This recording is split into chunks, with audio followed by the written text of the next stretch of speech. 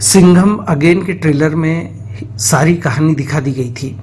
5 minute के trailer की वही बात 2.5 घंटे तक फैलाकर रोहित शेट्टी ने दिखाई है। इसे रामायण से जोड़ा गया है और सितारों की फौज खड़ी कर दी गई है। रामायण में सीता को लेने के लिए श्री राम श्रीलंका जाकर रावण को परास्त करते हैं। सिंघम अगेन में बाजीराव सिंघम अपनी पत्नी अवनी को जुबेर के चुंगल से बचाने के लिए लंका जाता है। इस काम में उसकी मदद सिम्बा, सूर्यवंशी, सत्या, शक्ति करते हैं। इन किरदारों में आपको किसी में हनुमान तो किसी में लक्ष्मण नजर आएगा। फिल्म के लेखक क्षितिज पटवर्धन ने वर्तमान कहानी को एक स्टेज पर रामायण को लेकर किए जा रहे शो से जोड़ा है। शो में रामायण को लेकर शोध को ऑडियो वीडियो के माध्यम से दिखाया जा रहा है। साथ में रामलीला का मंचन भी हो रहा है। इसके साथ सिंघम की कहानी को गूंथा गया है। यह प्रयोग ज्यादा असरदायक नहीं बन पाया है। चूंकि रामायण की कहानी सभी जानते हैं, इसलिए फिल्म में आगे क्या होने वाला है यह कोई भी बता सकता है।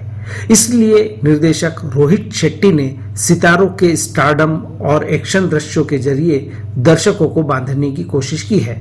उनके कॉप यूनिवर्स में सिंघम, सिम्बा और सूर्यवंशी के साथ शक्ति और सत्या की एंट्री भी हो गई है, ताकि इस कॉप यूनिवर्स को अगली फिल्मों में बढ़ाया जाए। फिल्म देखते समय ऐसा महसूस होता है कि क्लाइमैक्स पहले सोच लिया गया कि तमाम सितारों को लेकर आखिर में जबरदस्त एक्शन सीन दिखाने हैं, लेकिन मंजिल तक पहुंचने का जो रास्ता है वो उतना रोमांचकारी नहीं है। फिल्म का शुरुआती घंटा बेहद उबाऊ है। सिंघम, उसकी पत्नी और बेटे के बीच जनरेशन गैप और सोच को लेकर जो बातचीत है उसमें मनोरंजन जैसा कुछ नहीं है।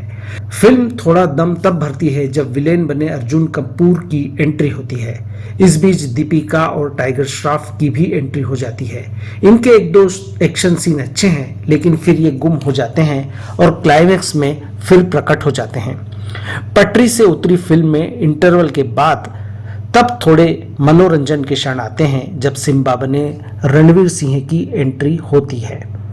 वे अपनी हरकतों और संवादों के जरिए दर्शकों को हंसाते हैं, लेकिन फिल्म के लीड कैरेक्टर बने सिंघम को लेकर वैसे सीन रचे नहीं गए हैं जैसी की उम्मीद दर्शकों को रहती है। सिंघम की दहाड़, उसके जोरदार डायलॉग को दर्शक मिस करते हैं। सिंघम को वैसे सीन भी नहीं मिले हैं जिनमें वह हीरोगिरी दिखा सके। केवल काला चश्मा पहनकर स्टाइलिश स्लो मोशन वॉक को लेकर ही वैसा प्रभाव पैदा करने की कोशिश की गई है। एक दो सीन ठीक है, लेकिन बार बार इस तरह के सीन मोनोटोनस लगते हैं। फिल्म केवल एक मिशन पर टिकी है कि सिंघम को अपनी पत्नी को छुड़ाना है, लेकिन इसको लेकर ड्रामे में कोई उतार चढ़ाव या रोमांच नहीं है। सब कुछ आसानी से हो जाता है। लेखकों ने सिर्फ मोटी मोटी बातों को ध्यान में रखा है और बारीक बातों को खिड़की से बाहर फेंक दिया है। इसलिए ड्रामे में वो तनाव नजर ही नहीं आता जो इस मिशन के लिए जरूरी था। फिल्म में विलेन जुबेर को लेकर काफी बातें कही गई है कि वह खूंखार है, होशियार है, चालाक है, आग का तूफान है, लेकिन वैसी बात उसके किरदार में नजर नहीं आती। वह गलती पर गलती करता है और आफतों को खुद मोल लेता है। सिंघम की पत्नी सुरक्षित है, यह बात साबित करने के लिए वह सिम्बा को अपने पास बुलाता है। क्यों, इसका कोई जवाब नहीं है। इससे तो उसकी मुश्किलें बढ़नी ही थी। वह इतनी सी बात सोच नहीं पाया कि सिम्बा के पीछे पीछे सिंघम भी आ सकता है।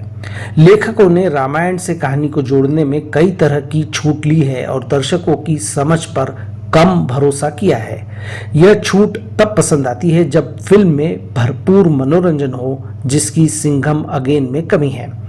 लेखक वैसे मनोरंजक सीन नहीं दे पाए जिसके लिए रोहित शेट्टी की फिल्में जानी जाती है। ड्रामे में इमोशन नहीं है, एक्शन सीन भी ठीक ठाक है और कॉमेडी में भी हाथ तंग है। निर्देशक रोहित शेट्टी ने सितारों की चकाचौंध से दर्शकों को प्रभावित करने की कोशिश की है। स्टाइल पर उनका ध्यान इतना ज्यादा रहा कि वे स्क्रिप्ट की खामियों को नजरअंदाज कर गए। अजय देवगन सिंघम के रूप में ठीक ठाक रहे। उन्हें सिंघम के रूप में जोरदार सीन नहीं मिले। करीना कपूर खान के सीन उबाऊ हैं। दीपिका पादुकोण का किरदार उम्मीद जगाता है, लेकिन उसे ज्यादा आगे नहीं बढ़ाया गया। यही हाल टाइगर श्रॉफ के किरदार का रहा।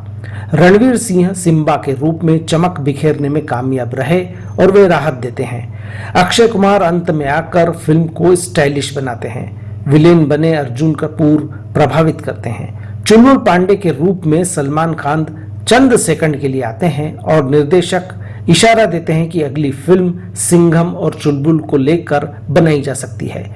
सलमान के स्टारडम का खास उपयोग नहीं हो पाया।